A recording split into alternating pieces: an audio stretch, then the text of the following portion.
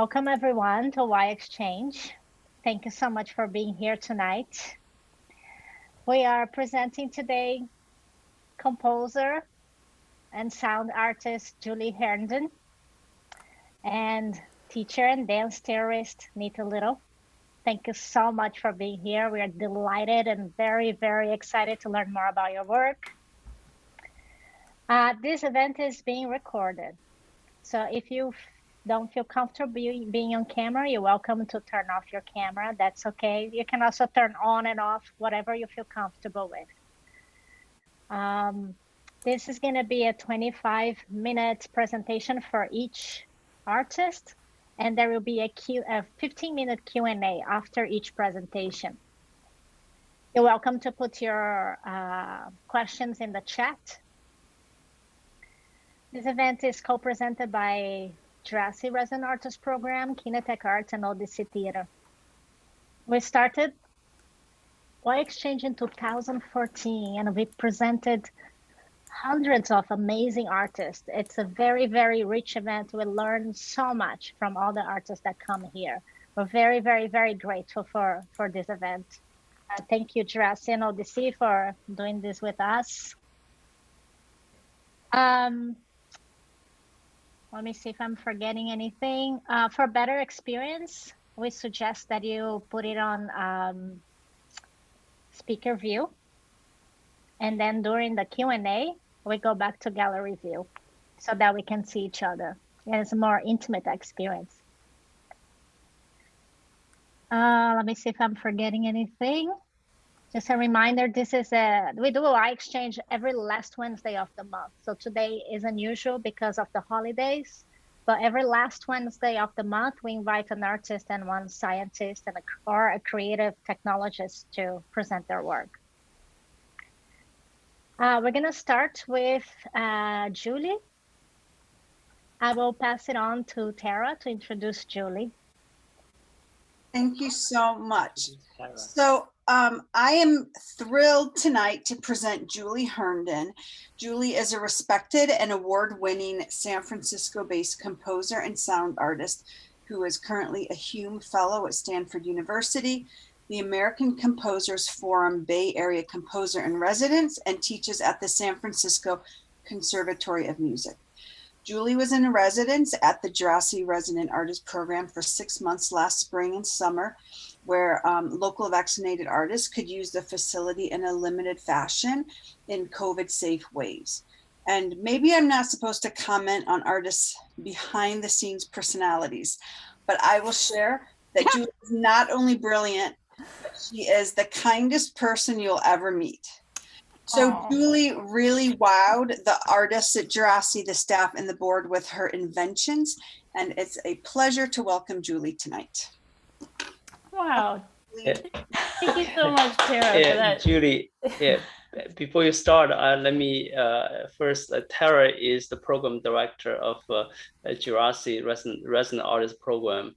I know, Julie, you gonna share some sound, and let me guide audience through how to set up how to configure the Zoom properly to hear your amazing sound. Thank you. I was literally about to do that. You read my mind. So thank you. Yeah, awesome. Actually, do you want to guide audience through to do that? Since sure, you are the expert. Either one. Yeah, go ahead. We can do it together.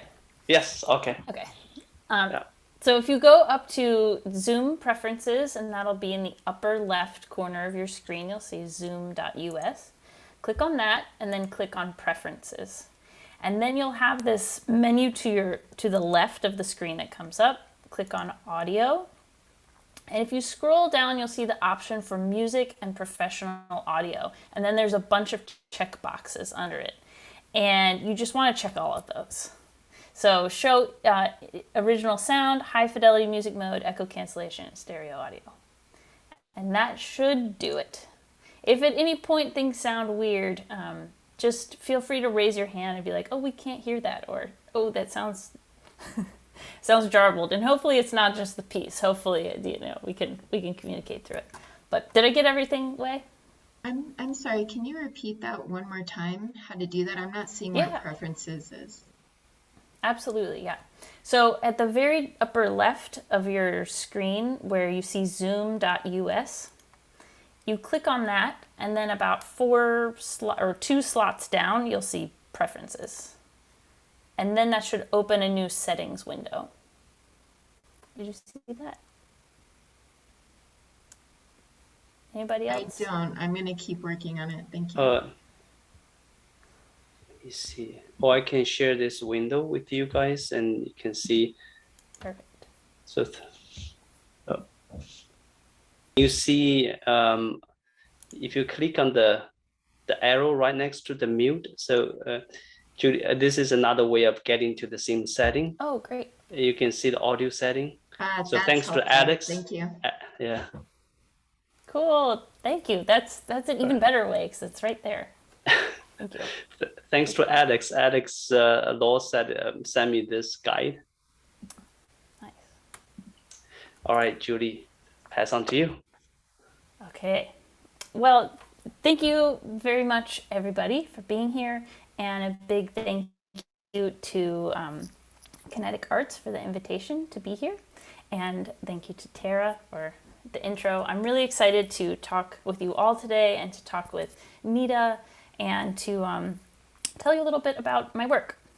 So what I'm going to do is I'm going to start with a little intro about how I kind of think about composition, and then I'm going to show some examples from an opera that I just finished a few months ago. So it's a video, and we'll kind of just be going back and forth to that.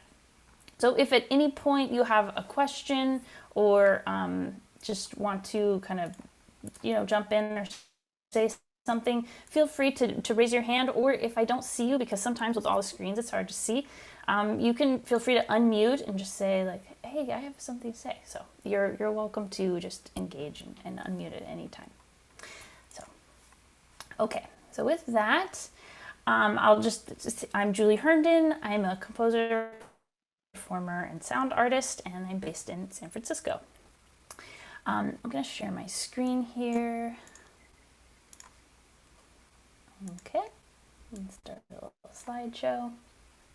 All right, I'm going to be talking a bit about how I approach my work through the lens of what I call embodied composition.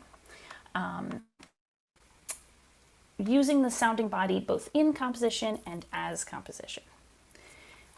I lost my Zoom window here, and I just want to bring it back. Yeah, show video panel. Oh, yes, got it. Okay, whew. Okay, so I started writing music first as a pianist. So I was kind of deep in my master's degree in piano performance. I was practicing like 8 hours a day and just playing a lot of piano. And I started to get this feeling that I was kind of being compressed into this very limited bandwidth. And no matter how complex or amazing or beautiful the sonata or the polonaise or the ballade I was working on, it somehow didn't fully map to my experience of being a human in the world. I think part of that was realizing I wanted to be writing the notes instead of only performing the notes. I think it just realizing just that was something I wanted to do as a person. And part of it was realizing that I wanted to be more holistically engaged with an instrument. So I started daydreaming about this three-dimensional harp that you could stand inside and operate with your hands and feet. And that kind of started me on this journey of finding and discovering and making a practice or a method that foregrounds the role in the body in the act of composition or music. So I've come to call this creative practice embodied composition. And something I've been working on over the past year or so is really defining this practice, both in an overarching sense with other people who might be working with embodiment, and also in my own work. So to summarize, embodied composition is the practice of organizing sound in relation to the body and its internal and external experiences. It is music consisting not only of audible events, but also of corporeal, cultural, and ecological acts that are interwoven to form a piece. This sort of work builds on a rich body of scholarship in phenomenology, embodied cognition, ecological perception, science and technology studies, and critical musicology. So with the prevalence of digital performance platforms like the one we are using right now to be with each other, the presence of the body in the creation of sound is more important now than it's ever been. So I define embodied composition as having three primary ingredients: voice, gesture, and the creative state. So I'm going to give definitions of each of these and then show examples in this opera that apply to that. So the voice I see as this kind of built-in instrument that's capable of spontaneous and unfiltered sound. You know, when a baby is born, one of the first things it does is scream or, you know, vocalize. I also see the voice as emanating from animate or inanimate objects. So if you're very quiet in your home, you might be able to hear the voice of your computer fan maybe humming in the background. Gesture, especially when it's decoupled from acoustic sound production, can unlock new ways of seeing or believing in sound. Using gesture controllers, for example. And I also consider purely visual gestures, such as modulating the brightness of a light, capable of communicating sonic information. And lastly, at the heart of composition, there's a creative state or a flow state where the body and the mind act as one. And you've likely experienced this in your own practice when you're so focused on what you're doing that you're totally absorbed. It's kind of a magical moment that sometimes we take for granted in our work or our days. But in music, that state can be accessed and shared through scores and conversations and images, things like that. So my intent as a composer is to use these elements of voice, gesture, and the creative state to dive into the relationships between the body and the environment using sound and its technologies. So I'll show some examples of what this can look like. At That Time is a teleopera that I wrote with the Decoder Ensemble. Wrote it last year and it premiered this year. And I call it a teleopera because it took place at a distance for seemingly obvious reasons. COVID, those obvious reasons. So as such, it exists in a digital form, primarily as a video. So after many Zoom calls and emails, this piece premiered at the Music Biennale Zagreb in July 2021 and is soon to be released as a visual album with infrequent seams in February. So this piece follows a love story about two very famous authors, one more famous than the other, Gertrude Stein and her partner Alice B. Toklas. So it uses text from Stein's two novels, Autobiography of Alice B. Toklas and Everybody's Autobiography. And it explores the relationship between these two women, one sacrificing her career in service of the other. Stein's, quote, autobiography, which ushered her into the public eye, essentially narrates Alice's story as if it was Gertrude's. So this could be perceived as an ultimate act of love and also ultimate robbery. And over the course of the piece, Alice is left to find subtle and subversive ways to express herself and her creativity as Gertrude navigates this newfound fame that comes from writing this book. So, following this thread of the voice, this piece creates a space for both animate and inanimate characters to engage in storytelling. The opening scenes introduce Alice as this creative and elusive figure. We hear a disembodied voice processed with a vocoder I made in Max, and it's narrating from out of sight. And the vocoder acts as a prosthetic voice, re-synthesizing and belonging to both Gertrude and Alice's voice. Alice's hands are engaged in this creative art making, but her face is unseen and it might be unclear who's speaking. And her drawing is notated into the score as its own instrumental line.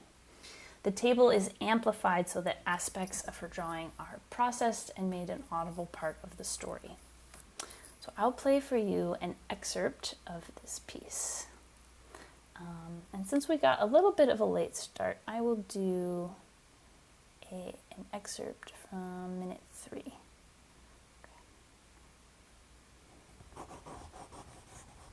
I like a view, but I like to sit with my back turned to it. I learned in my childhood the gently bred existence of my kind. At 19, I had a letter, but did not feel justified to keep it. At any rate, it no longer exists. Up until my 20th year, I was seriously interested. My mother had died, and while there was no unconquerable sadness, there was no real interest to lead me on. In the story is an accurate depiction of who I was at that time.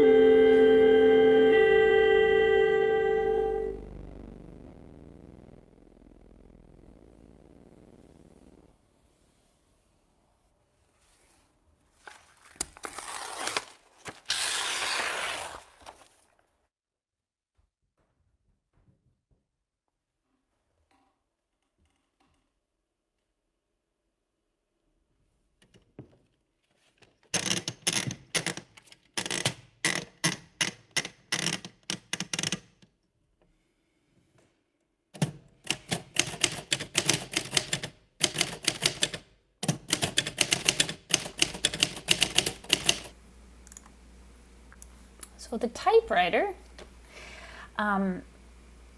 when it's introduced, becomes also a storyteller. It's a messenger. It carries the words that Gertrude would write late at night to be transcribed by Alice in the morning. And it would also bear Alice's love notes to Gertrude that she would sneak into the pages that she was transcribing. So in the piece, the typewriter is sampled by the keyboard and imitated by the zither. And as it echoes and refracts through the different bodies and into the different movements, we start to wonder whose words are being written, Gertrude's or Alice's. I'm going to play a brief transition from this primarily writing movement into the following movement. So, 9:50. I'm I because my little dog knows me. What was I when I had no written word beside me? It was a strange year that year. I sometimes thought I would try, but to try is to die, and so I did not really try. I was not doing any practice. And it is a strange year this year.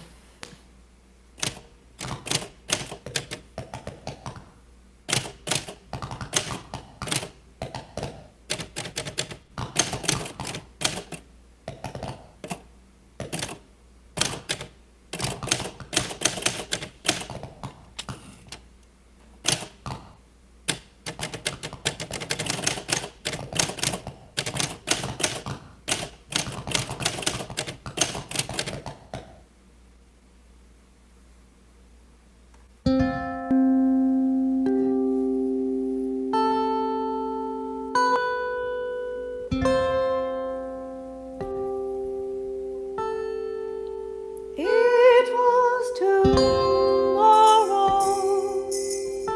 which was yesterday. It was exciting. It was the first time I had ever been present when anything of mine had been played for the first time. I was not nervous,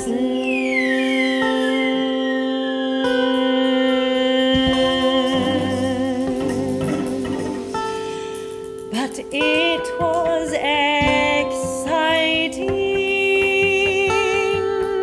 I was not nervous.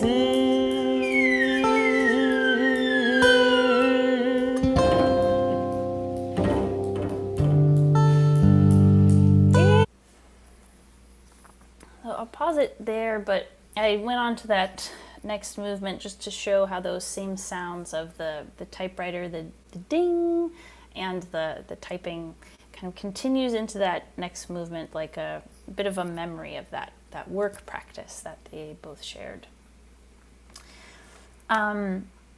So I mentioned in the beginning visual gesture, that what we see affects what we hear. And because Gertrude and Alice's relationship was so much about seeing and being seen, or visibility and fame, I wanted the sound of their relationship to also extend into this visual realm. So the cellist in this piece, Sonia Schmidt, kind of personifies Gertrude and Alice's relationship. And in her short cello solo that she has, I choreographed these actions for her with a headlamp and mirror.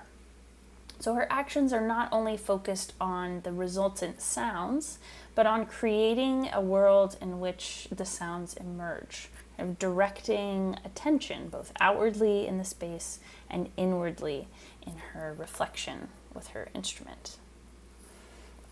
So let me play a brief clip of that movement, and that is...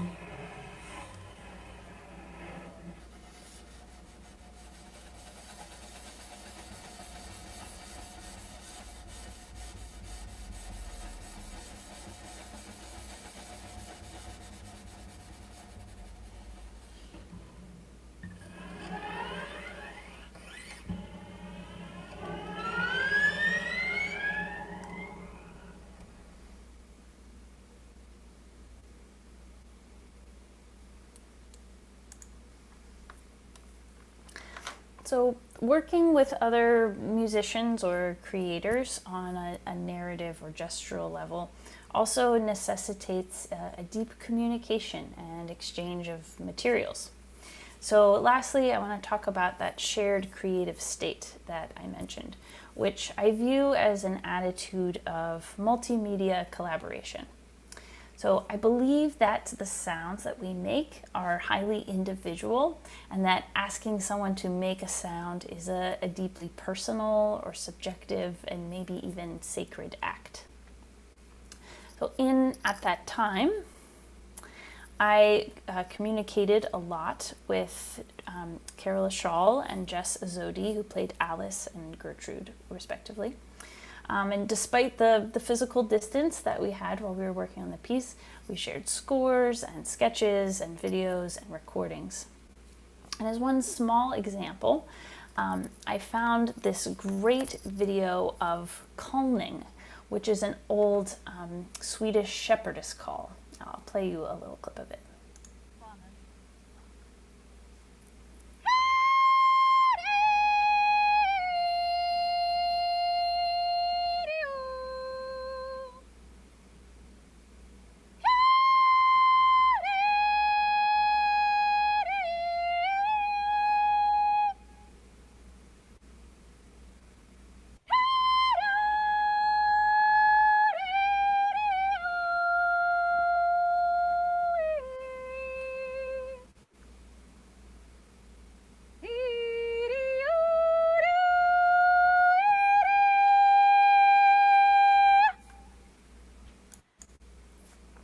So what's really cool is not only is this a great sound, but also it's totally just calling this stranger swan that's just living on the river to come and check out what's going on. So it seems to just have this very this like piercing and almost otherworldly quality. So I was really in love with the sound. But, you know, voices are different in every body. And so I talked to Jess about how it would best fit in her voice. And we came up with this pseudo calming technique that we used for when Gertrude in the story, she has this piece kind of premiered for the first time, and she experiences like all this joy and this love for Alice. So it's their kind of special expression of joy. So I'll play that. That is the thing.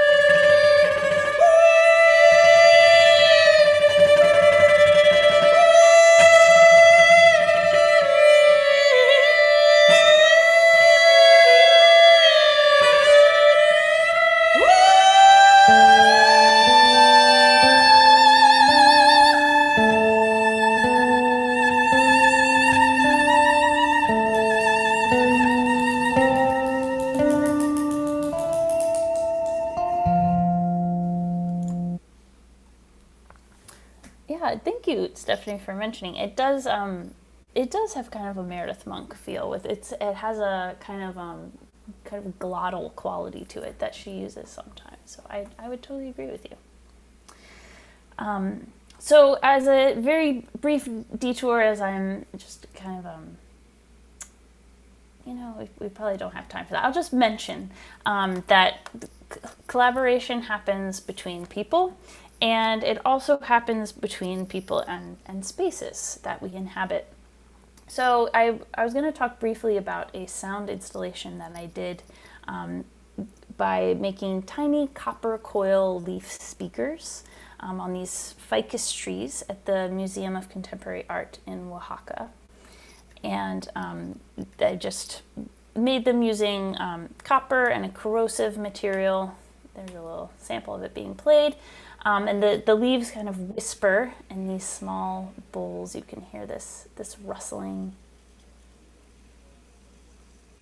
very faint little rustling leaf sound coming from them being played through the leaves. And in closing, I just want to return to the idea of what affordances the sounding body offers the act of composition. So for me, it invites improvisation, and intuition, and non-hierarchical listening and play as elements that can structure music. And it embraces and interacts with the environment and invites a conversation with the people and things that are involved. So these are just a few examples, but I would love to have a conversation with you all more about it. Wow, Julie, thank you so much. This is so beautiful. Oh, thank you. I even forgot for a while that I'm miserable because of my COVID booster. I forgot. Like hypnotized. Oh my goodness, this is so beautiful. Thanks so much for sharing that. Can we open the conversation now? Anyone that is interested and have a question, please go ahead. You can write it in the You can write it in the chat as well, if you feel more comfortable like that. Sure. Wei has a question. Wow, I just want to say that I wish time don't go by so fast. Just I want to see more, and especially like you threw a big teaser at the very end, that beautiful setting of a leaf speaker, just and then you cut it. That's really brutal. It's really really brutal. All right. Aside from that, your earlier statement it really get me thinking about the voice, the gesture, and the state of the flow. I'm curious, like so it is like you as a musician, but you also like work with different media in terms of the body, in the movement, and clearly the film. And now, what do you see the similarity and the difference between, like, especially between the voice and gesture versus the common like music and the dance? Because pretty much all the dance has music going together. So, can you kind of share with us some of your thought on what's similar, what's different? Yeah, I think something that I think about sometimes with music is that, you know, we have these people that come on stage and they perform these like virtuosic acts. They might play an instrument or they might sing. And sometimes in the discipline of music, we take that for granted. And we think like, oh, I'm just listening to the sounds. I could close my eyes and just listen. And yes, that's true. We can do that. And that's a really fun way to listen to music.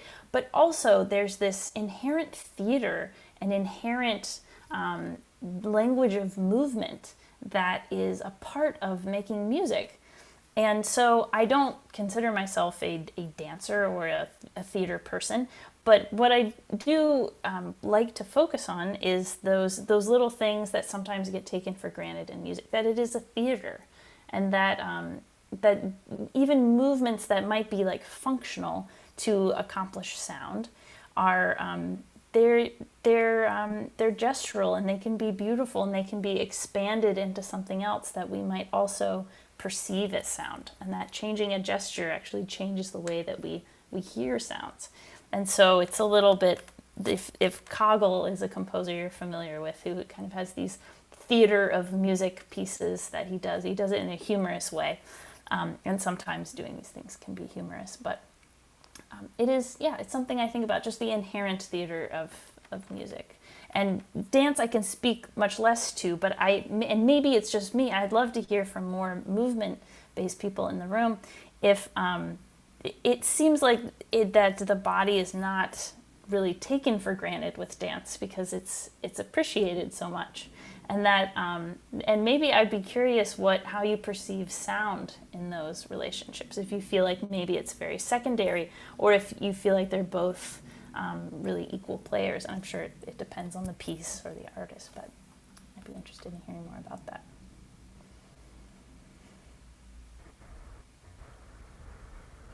Which anybody can go for it, Diane. Or So well, first of all, that was really fascinating and interesting.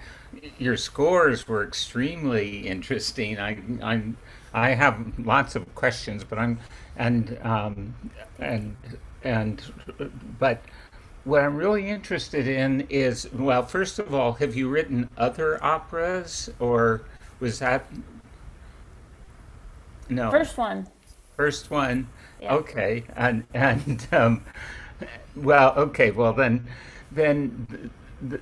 your hand gestures in that were just really beautiful. And what I was thinking of was actually you remarked that you started out as a student in piano, and it seems like hands are really important and are very expressive on a piano in particular.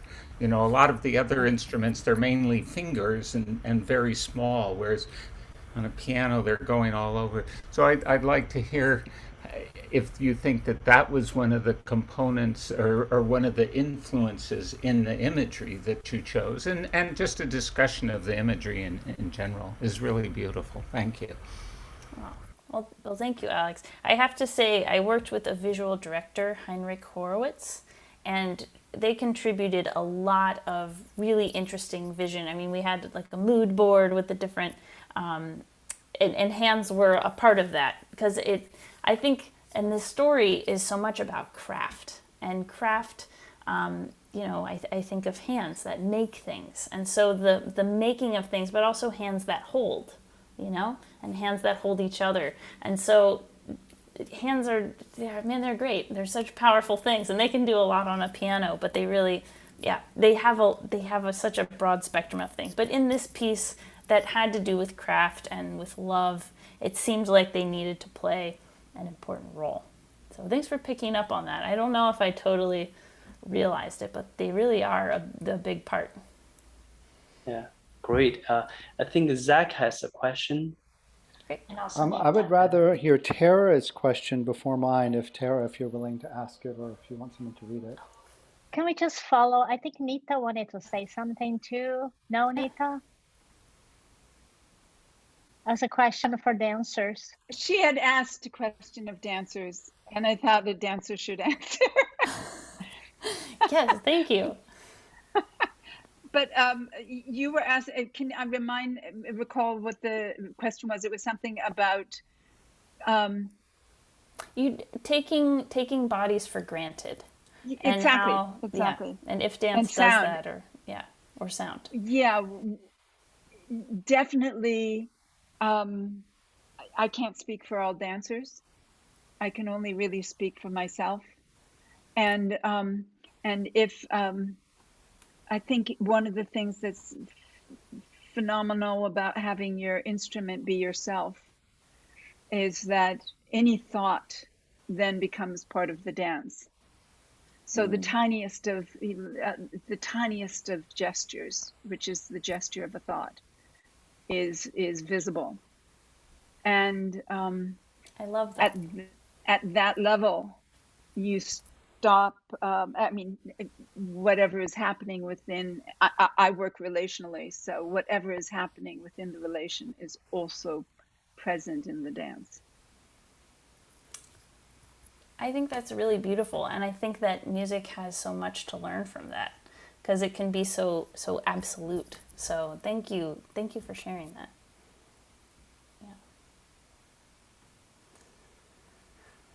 And Tara, did you have a question? I think Zach prefers to hear your question first. Sure. At the beginning, Julie, you showed the picture with your shadow prism instrument, and then you showed us the leaf instruments, and you mentioned the harp that you could be inside. Is that something that you ever worked on actually creating? Yeah, I did. I built 2 different versions. I'll show you one. I managed to find a photo. It's not a great photo, but I made it. So you get inside, and they're just nylon strings, so it's kind of quiet, like an acoustic guitar. And I made a smaller one that has like steel strings that is much louder. And I wrote a choir piece, but you run into some issues when you're inside a box playing some strings, and then nobody can really hear each other, so somebody's like tapping on top, so we all stay. Anyway, it was a weird instrument, but yeah, I got that out of my system. So thanks for asking. Oh, I love to see a dancer in the enclosed harp. Yeah, I would too. I should make a better one and maybe get Nita on board. Yeah. And yes. Okay, we're gonna have Zach to ask his question. That's gonna be the last question because we have to move on into Nita's presentation. Okay. Thank you very, very much. I really appreciate the idea of embodied composition. And I'm wondering whether you've thought about the audience, if you want to call it that, and how their role can be more embodied. I gave the example that I like to dance when I listen to music as a way of bringing the music more into my body. Watching what you did today, because my camera was off, I got to emulate some of the movements that I saw and also feel some of the sounds in my body. So have you thought about what audiences can do to be more embodied in their appreciation of embodied compositions? Thank you so much for asking this question, because it's something I'm thinking about a lot right now, and I don't have an answer. I'm going into music therapy and looking at different ways that maybe there can be some kind of audience involvement similar to some music therapy practices. And I don't know exactly what it is, but you're exactly right that it's like, well, thinking about that is the next thing. And so I'm mulling it over. But I love the idea I love that you were dancing while you were listening to it, and I think that maybe there's something to that.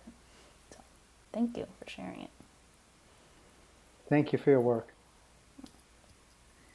All right, thanks so much, Julie. This was amazing. And thank you everyone for asking questions, for engaging in this Thanks, conversation. everybody. And we're gonna move on into Nita Little.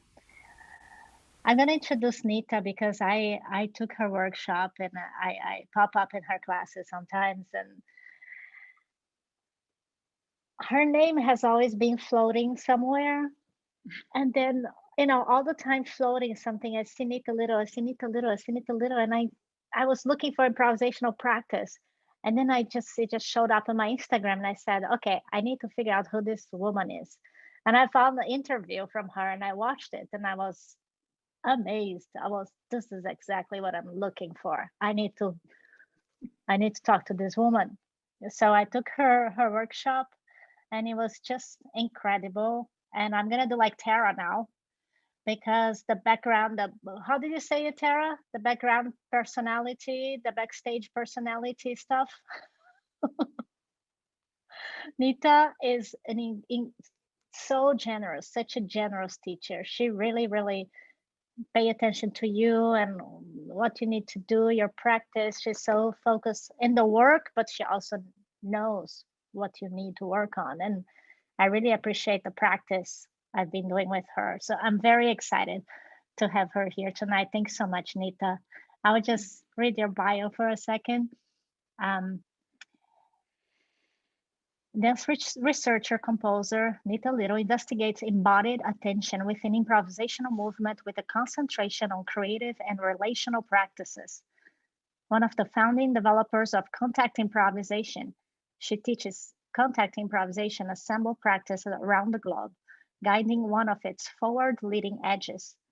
A PhD in performance studies, she investigates ecological actions of attention between humans and between humans and the non-human. She is an advocate for relational intelligence and directs an international institute for the study of somatic communication, a network of laboratories populated by dancer researchers and associate experts from diverse fields. Nita teaches and lectures online and worldwide. I'll pass it to you, Nita. Wow, great.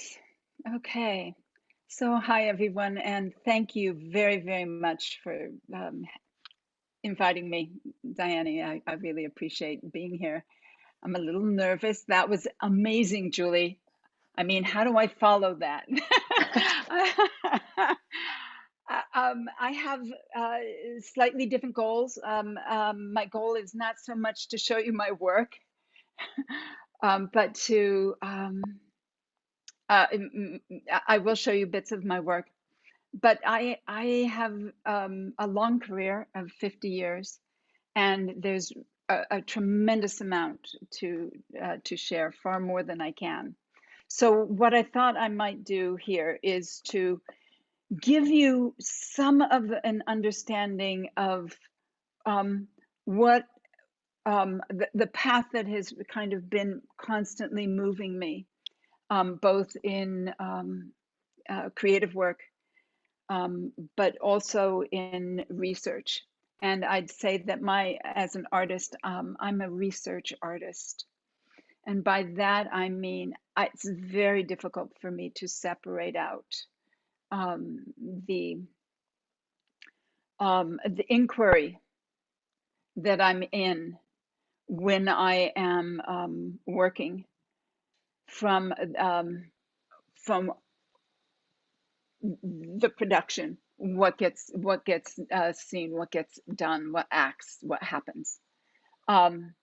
So maybe I'll begin at a very beginning place, because that's how I set up my slideshow. And my slideshow, I'm going to click into it just now. Let me see if I can do this without losing my ability to screen share. I think I have to do screen share. I think this is a jump. Go for it. Okay, and then I do that. Okay, so yeah, right now my main focus is relational intelligence, but it hasn't always been. Here's some little bits from something that I once needed. So most of my work is online. And why am I not able to click through? Okay. So early on in contact improv, in my dance career, when I was still in college, I was a modern dancer. And maybe one of the things that needs to be understood about modern dance, oh, hang on, I'm not going to be able to do this quite. I guess I will just do it this way.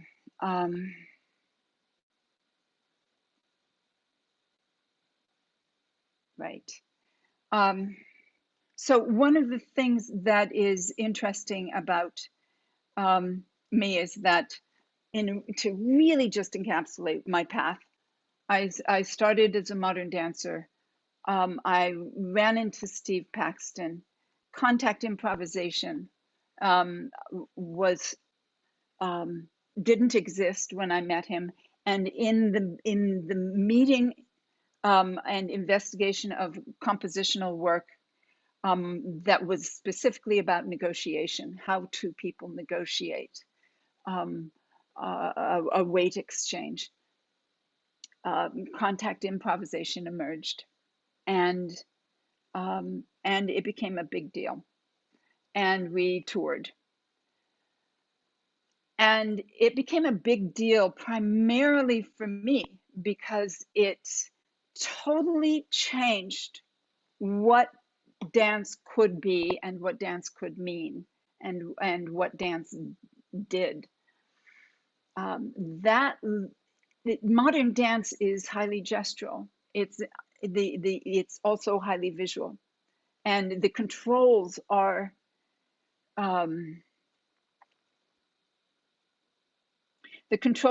in modern dance are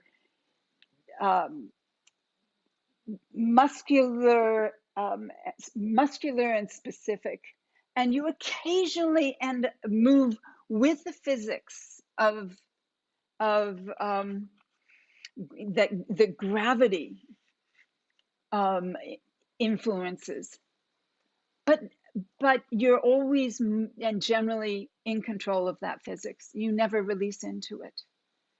And what we were doing when we first started with contact improvisation was we played on this balancing edge between control and abandon. which meant we gave into the physics of motion. What this did was to teach me something about bodily thinking. And I wanted to share this quote from Maxine Sheets Johnstone, which is that bodily thinking is different not in degree, but in kind from thinking in words. And learning how to think bodily. So we throw around that word embody really easily. But to learn to think bodily means that there's no time for words. The second there are words, it's already too late. You're too slow. If you're going to be working with physics, the physics of motion, time becomes significant, and you must learn to think without words. You must learn to think in what I would call thin slicing time. Thinking in time, in thin slicing time, means thinking and being able to experience the very generation of an action, the beginning of a fall, a small fall. Do you want to know what a small fall is? You might take your arm and just allow it to hang out. Can you see me? Am I visible to you? I don't know if I'm visible to you here. No. Do I need to? I'm not. This has taken over the whole screen. Okay, I'm stopping the share. It looks like your video is also off, and your iconic picture is showing. So I can see you in the little box. Otherwise, yeah. Got it. Okay, so take your arm out here. Sorry, I thought you could see me. So here you are. Arm is out. And I'd like you to let the weight fall to the underside. And just slowly roll your arm to where you can feel little bits and pieces fall. Small falls on the interior, in the interior of your arm. If you're relaxed, you'll feel it, and then roll it back. If you raise your arm, you'll feel the fall go right towards your shoulder. And if you do that fast, you get a fall. So if you're in motion, being able to feel all of those small falls is how you're going to capture physics, the physics of motion. So I'm going to have to figure out how to show you my slideshow, but maybe I won't. Maybe I'll just do this and show you bits and pieces as it goes. Having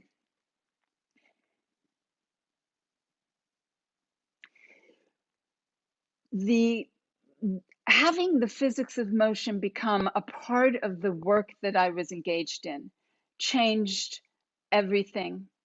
One of the things that it changed, and I'm going to go to a slide here and talk about those changes, what they did, what it meant. It meant that the control of my weight, and here I am, I'm sorry, I'm moving things around so that I can see, because I never got the swipe working there. The control of my weight meant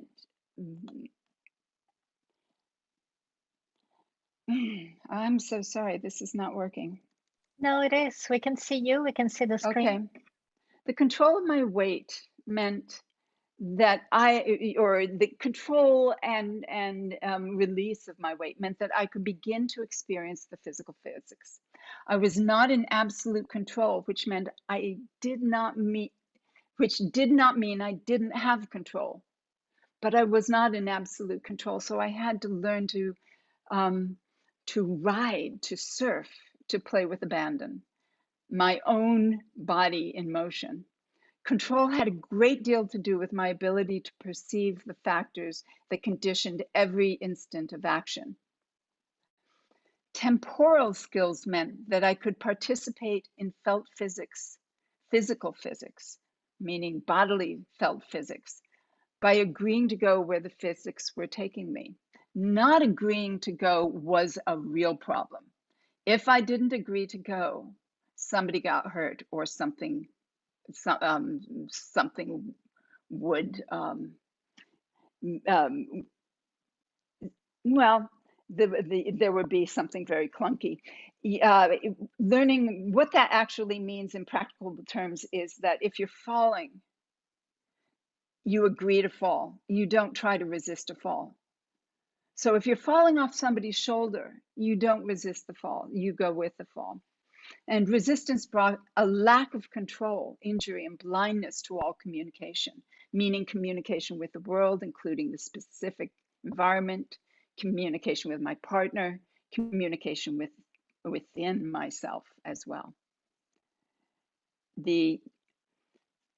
Also, my mind was an important factor in my time practices, and I had to be embodied to stay safe, to experience time as space, and to be in right relations with the physics of motion and with my partners. I needed to be mentally and physically congruent, meaning I had to move at the speed of my attention. And indeed, I had to move at the speed of my partner's attention. I needed to stay at home. When I was in the flow, I could find my way through any issue when I was attempting to make things work out, such as looking good or performing preconceived tricks. Everyone was in danger. And I could not be bound by rational thought because it is far too slow. I needed to be able to move faster than thought, but this did not mean being merely reflexive. I needed to be responsive. And eventually, I learned the tools to be more connected than responsivity can support. I learned how to be in communion. So these are things that contact brought to me. And it's very few. This is very few of the things. I'm going to show you early slides of contact. This is a performance of Reunion that we did in San Francisco, probably in the early 70s, probably around 73, at a place called Cat's Paw. By 75, I was living in the Bay Area in Oakland and had a studio called the Natural Dance Studio. These are some people jamming, doing contact improv. Here's another jam. That's me in the background. Here's another performance of us. I think I may have duplicated that. But what is interesting in all of this movement is that it set the ground for research because we didn't know what we were doing. And one of the things that became very clear in the early days was that what I had in mind really mattered. What I was paying attention to really mattered. As I said, moving my speed at the attention, moving my attention at the speed of the motion mattered, and I couldn't verbalize that until probably around in the 1990s. So it took years and years of exploring to be able to come up with language to understand what worked and why it worked. The movement of modern dance had been gestural, and I have been trained in ensemble dance with Judith Dunn, who was, if you probably don't know dance history, but the Judson movement, the Judson dance movement, was a movement of primarily choreographers working with visual artists and musicians. It was John Cage really was the person who proposed it happened, and he got Douglas Dunn to teach composition to dancers. And Judith Dunn was the person who taught me basically dance improvisation with the orientation of Black jazz music. So I learned to dance as a Black jazz musician might dance. at that moment in time. And from there, I went into this contact improvisation, and they were two totally different mindsets, two totally different ways of attending to composition. And they required completely different bodies. And that was a problem because they were not rectifiable. I could not do a gestural action in the context of contact improvisation without it becoming dangerous. So for years, I would say that a great deal of the history of both my dance research and my composition was aimed at figuring out how to rectify these two different minds. How could they come together and be one action? Was that a possibility? And that required understanding embodiment. So it's almost as if I didn't have a language to work with. If I did contact improvisation, I have to tell you, contact improvisation is absolutely boring compositionally. I mean, it's extraordinary to do, but the audience is you, the dancer. It has no kind of external eye with which to offer an expression. And when that does happen, the attention of the dancer is so misplaced, it loses its relationality, its relational purpose, and becomes painful, actually. So rectifying these two minds was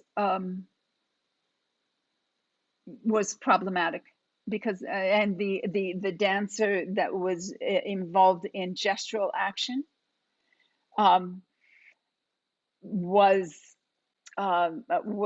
could not do a contact dance, could not be engaged in weight in the same way. So I started to look at this relationship between gesture and function. And gesture and function, and I started to look into the ensemble dancing and ask myself, where's the function in these gestures? What are these gestures accomplishing?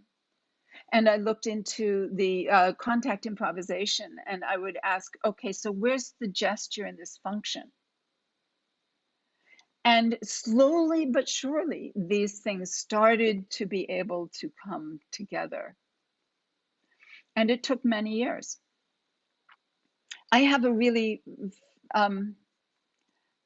funny piece from very far back. And I have to tell you that it's not from very far back, but it's from back far enough. It's not a good piece in terms of the videography. It's a bad edit. But I thought I'd show you.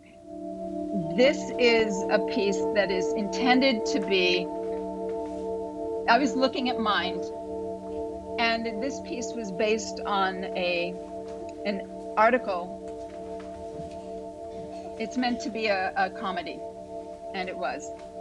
And it was based on an article in The Atlantic that I read about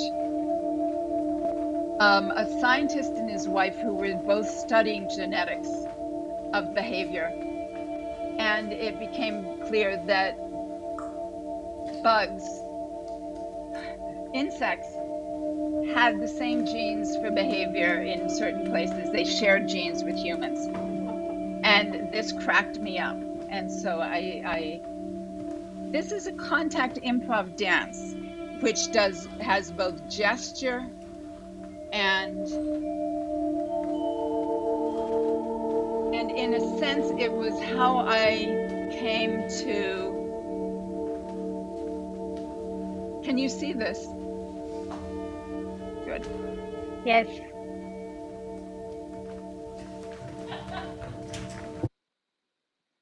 Sorry. Oh my God. Every time I try and go full screen, guys, I end up at the back in the beginning. Forgive me. So I lost that, but let me go on. Sorry. I'm doing a terrible job of doing this. You're doing great, Nita. So sorry. No, it's terrible. I have never tried to do PowerPoint online and it's not working. So, but in that you could see contact improvisation, two bodies working with weight and gesture gesture engaged.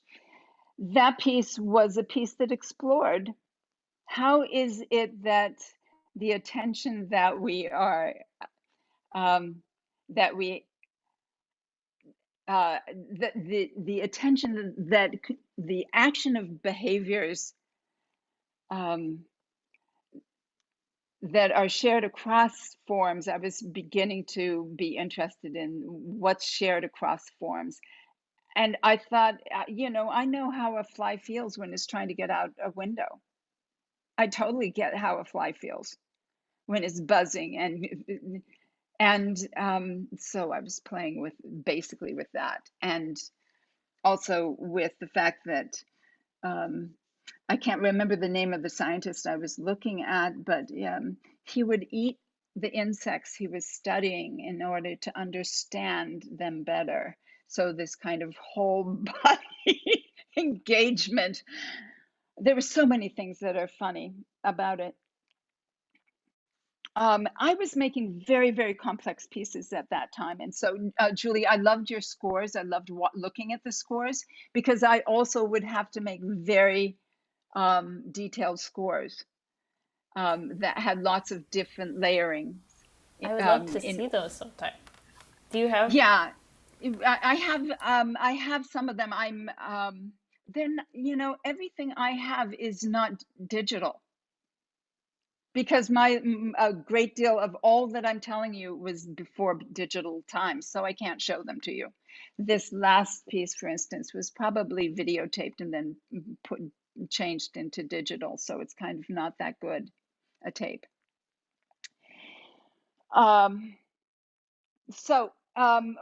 Taking you on this path of research, when we started doing contact improvisation, the act of inquiry while you're moving, in order to derive an understanding of the underlying principles or the actions that are happening in time and in space, required that we study in a way that dancers didn't do. So dance as research, art as research, really it wasn't done. And this was I would say absolutely that contact improvisation is a result of that research. Some of that research was done with video, the old reel-to-reel video.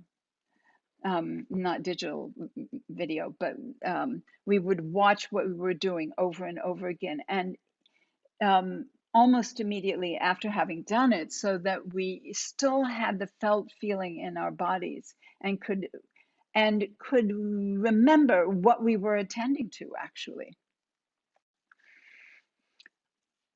I'm going to jump on farther forward and see. I'm not sure what you're seeing right now, guys. So I'm a little bit confused with where you are. You only see me. Okay. So for years, I ran around the world teaching contact improvisation. And at home, I had a dance laboratory, always. I've always had a dance laboratory for years and years and years. I would teach something called the Mind in Motion, and it was always an improv lab. And the improv lab would work with both duet and ensemble practices, and the practices were always blending, finding this way that the gesture contemporary dance or modern dance and contact improvisation could coexist. And you must understand that that sounds like it's a contradiction, because I am very much of a kind of an old school contact person. I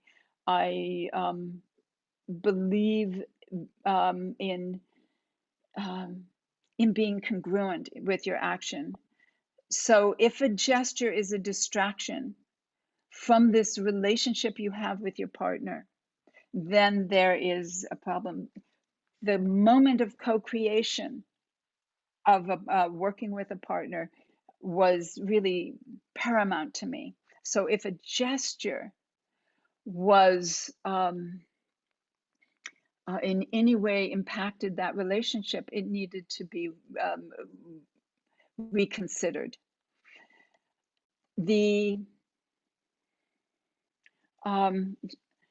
These labs were the amount of material coming out of these labs was thrilling.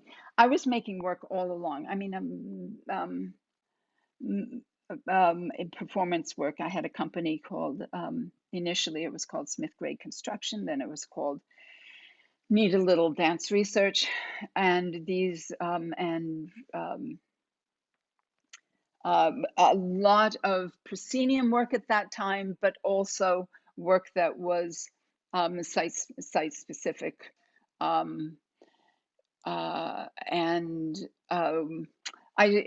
I showed you the other day was, and maybe what I'll do is I will share this one too. I'll show you a piece that can you tell me, where am I in time and how is time? 2 more minutes, Nita. 2? Mm-hmm. So we have some time for Q&A. Oh, I have no idea that this has gone by so fast. So I need to show you this piece then, because this is the gist of what I really want you to see. So I want to talk to you about the geometry. I eventually went back and got a PhD. And the reason for the PhD is because dance had taught me so much. What this piece is, what I'd like you to do for a second, take a moment. This is a physical moment. And what I'd like you to do is I'd like you to touch your face here. This is a point. Stroke your face. Yeah, that's a surface. Reach through your face to the other side, to the other cheek. That's a path. Reach from the bottom to the top. That's a path. And put your head in your hand. That's a volume. I've just taught you a geometry of touch. Okay? So with this geometry, I want you to watch this this piece. It is called the geometry of attention. Can you see that now? Yes. And you can hear it.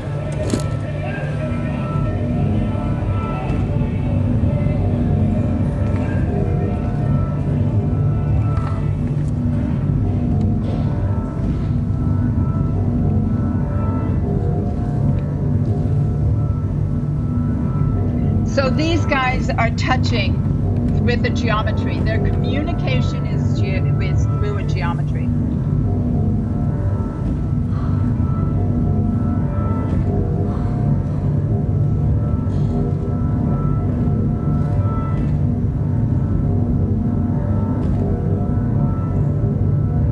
I'll show you. They're touching surface, path.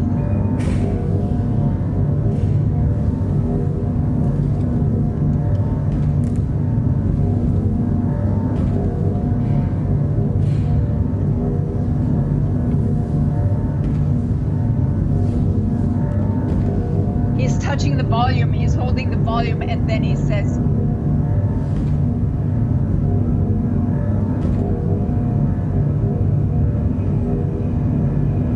there, there, there.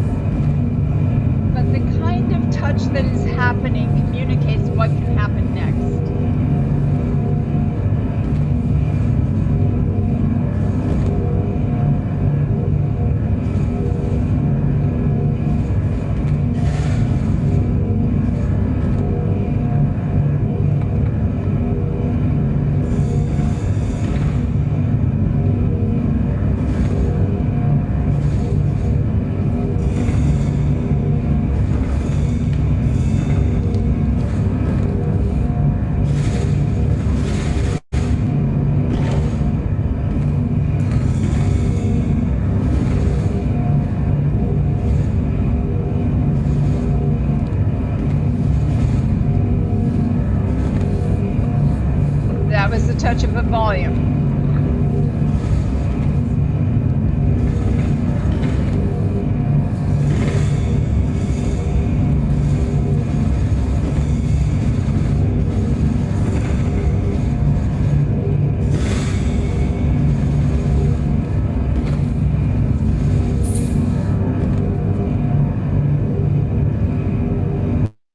Okay, so I just stopped it because we're short on time.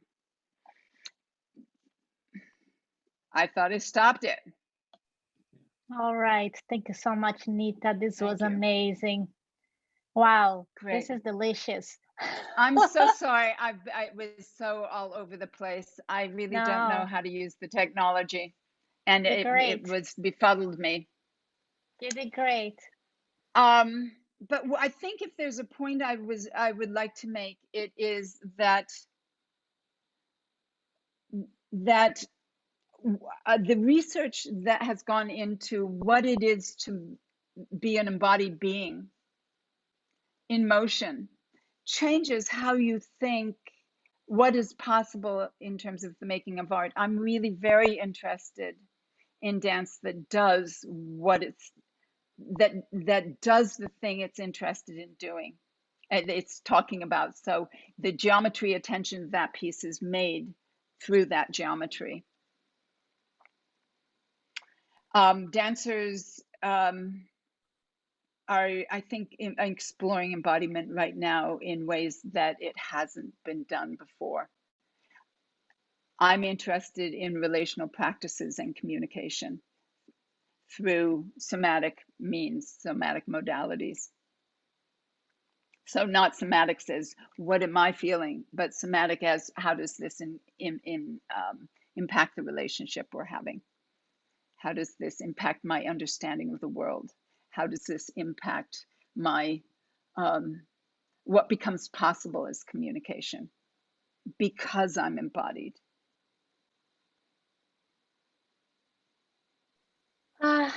Easy to say, so difficult to do.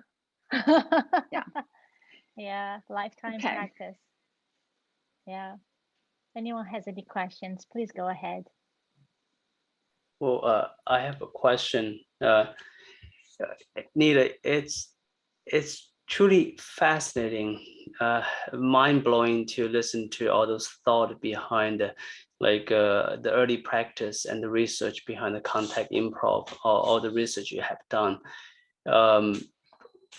From my limited experience with the dance and the view, I see contact improv as quite revolutionary in terms of challenging our perception of what is a dance, what is a performance, how do we, what's the structure.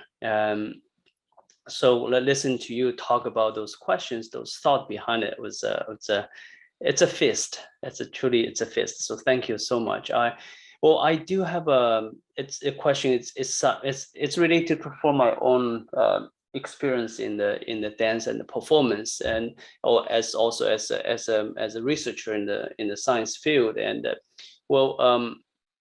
the process of the process, as you said before, like the dance itself can be fascinating. Like I experienced this in the research. The research itself is fascinating. You spend days, you forget about time. Next thing you know is 24 hours in the lab, like trying to align some equipments and trying to get some data and trying to think through.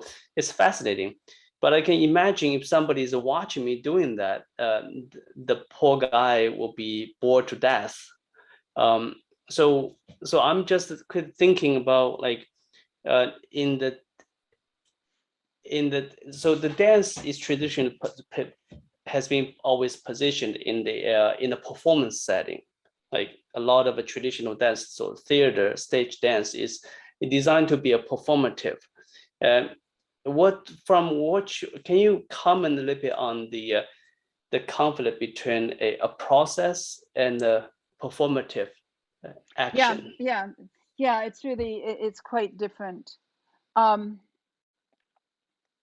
So early on, I learned to study attention. I would watch attention. I would see attention. I would see people's attention move.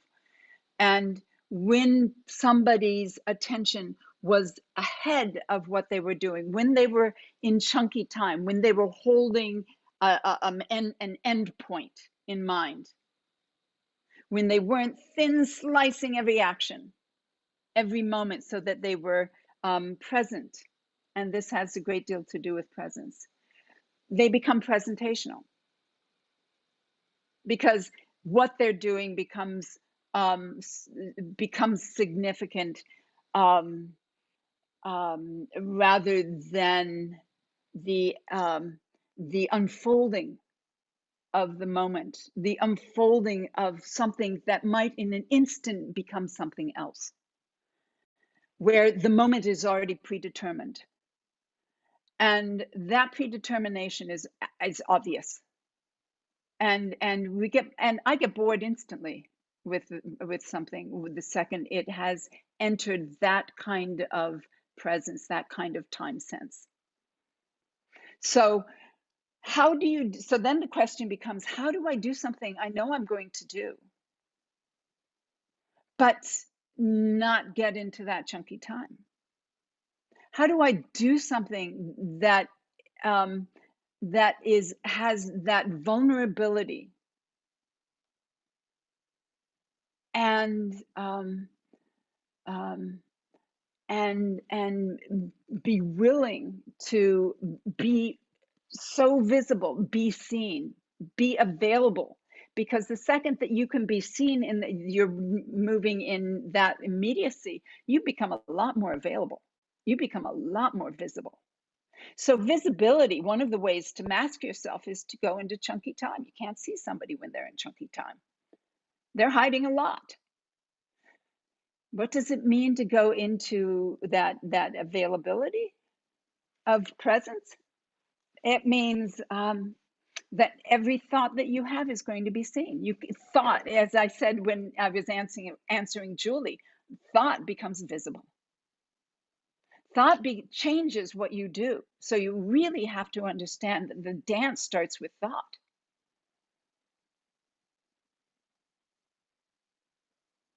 I think your presentation really embodies this God, concept. No. Oh, babe. It's quite fascinating. I had a problem with this presentation. Sorry there. Wait. Oh, I love it. We're gonna stay a little bit longer. We're gonna Anybody stay a other little bit longer. questions? Yeah. Kurt? Yeah. Yeah. It's like there's a couple things I was noticing that, like, one is when you were there, and I maybe didn't fully understand it, you had the people who were kind of, in a way, as I heard it, imposing gesture or inviting you to have compositional form that didn't belong in the realm you were in. And I'm wondering to what degree, if that was so, those who were practicing that kind of imposing ended up being in their bodies in order to be in relation to you and experiencing from their side bodily, so that your field embraced their field and they got to experience their meeting you and their impact on you within your realm rather than external to your realm. And then on the other hand, the degree to which their impact on you is something that you got to live and became part of your content and research exploration, that you were the body who was disrupted by the gesture as an seemingly arbitrary thing, and then having to live that contradiction and the feeling of it, the humor of it, whatever it turned out to be. So there's like the two disciplines meeting each other and being somehow embraced by a bigger discipline that holds both. But anyway, does that make sense? Right. I kind of think I know where you're going. Where I went was to start to understand that the mind is a body, and the body is a mind, and these are we artificially think of them as separate, but that's artificial. They're much more like a Mobius. You know how a Mobius works. Mm-hmm. If you touch a Mobius at any point, it's two surfaces, inside outside. But if you're traveling the Mobius, it's one surface. And that if something is in motion, it's one surface. It's a body mind, one surface. You have to kill it to get it to separate. You have to stop it to get it to fall into two things. You have to measure it to get it to fall into two things. And so when I attended to people's attention to the body mind and not just what the body was doing, all of this stuff started to unfold. I started to be able to see it and I could feel it. So understanding that I started to be able to, while touching someone, understand where their attention was going. So I was seeking the mind that is available through touch. What do they know and how do they know it? What are they doing and how are they doing it? What are they seeking? So then I started to understand I had to be moving at the speed of my partner's attention. And when somebody imposed a gesture, they were not co-composing with me. I had to know when they knew where I was and when they didn't know where I was because they weren't attending.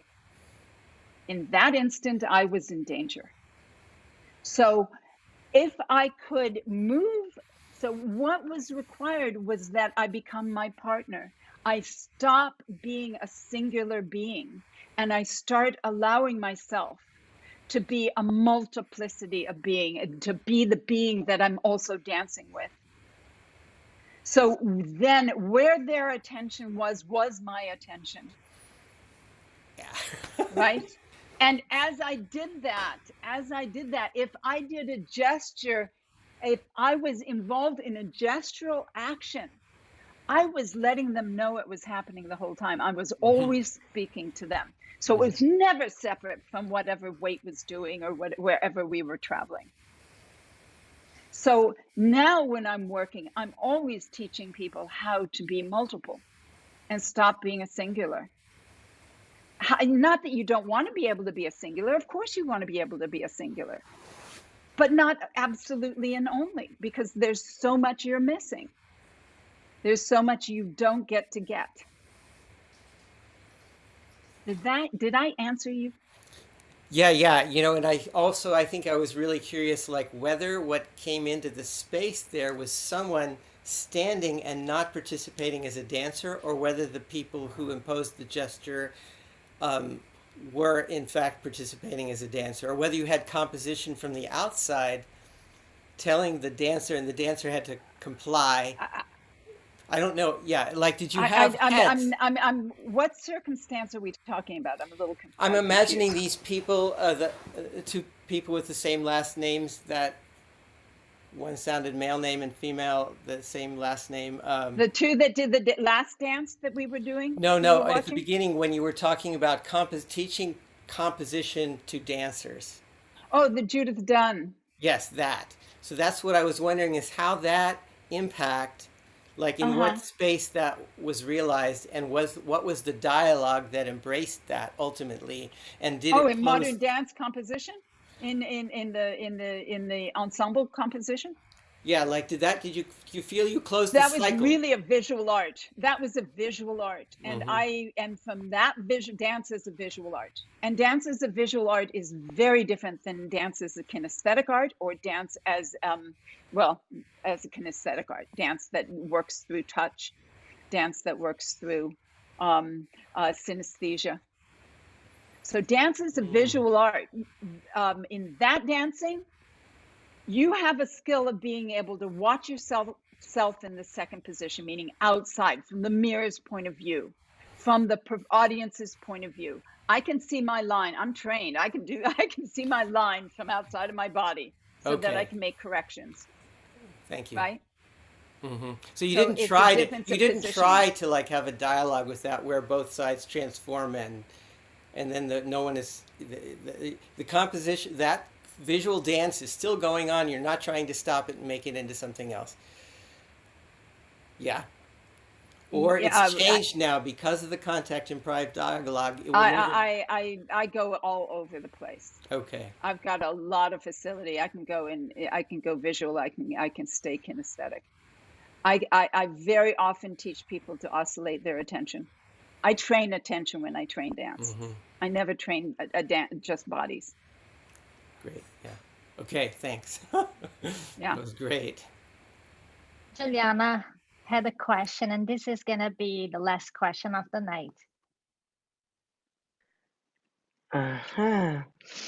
Hi, Nita. So Hi, beautiful Juliana. to meet you.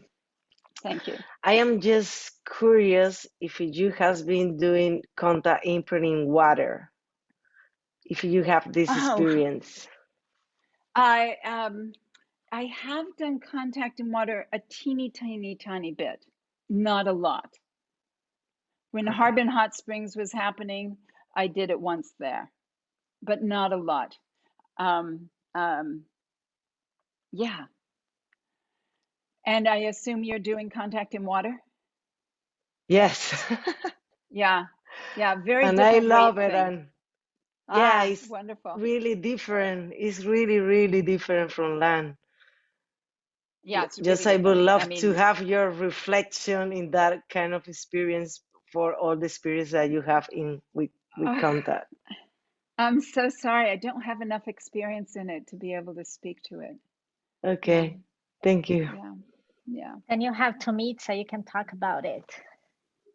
Yes, I would love to have you in the water. That would be great. I would love it. My body would love it. By the way, Nita teaches every Wednesday. Nita, when are you teaching? Every Wednesday and Mondays? Every Wednesday at 10, we have relational intelligence, and that's really a spectrum of people from dancers to non-dancers, actually.